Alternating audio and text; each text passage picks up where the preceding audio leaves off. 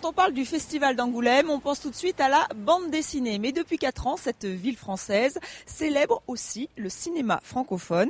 Et cette 4e édition rend hommage au 7e art tunisien, une décision prise bien avant la Révolution. Nouri, Raja Amari, Ferchou, c'est quand même des gens qui font un cinéma de réflexion, un cinéma d'art essai.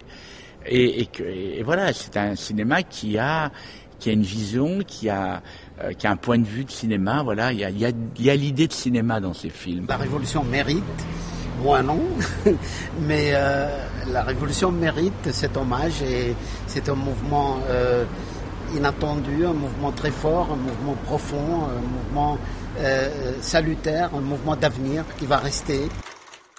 Voilà pourquoi le réalisateur tunisien s'est retrouvé au palais de justice d'Angoulême, non pas pour être jugé et condamné comme sous Bourguiba, mais pour participer à un débat sur la liberté d'expression et de création.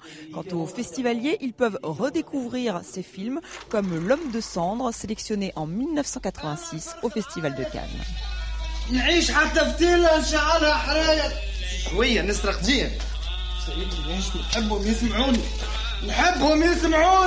Le cinéma africain est aussi présent en compétition officielle. Viva Riva de Joe Tundawa Munga est l'un des 10 longs métrages en lice. Ce jeune réalisateur congolais a choisi le film de genre, le polar, pour nous plonger dans sa ville, Kinshasa.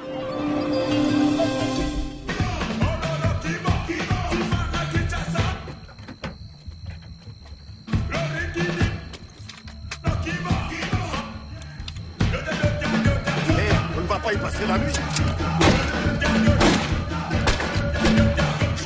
Moi, je voulais raconter un petit peu la passion ou le désir qu'il peut y avoir entre les gens, qui mène aussi à une certaine violence.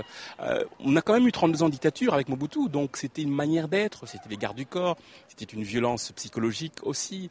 Et le côté capitalisme est brutal au Congo. Donc aujourd'hui, quand on parle de Kinshasa, on parle d'argent. Tout est lié à l'argent. Vous en pesez combien?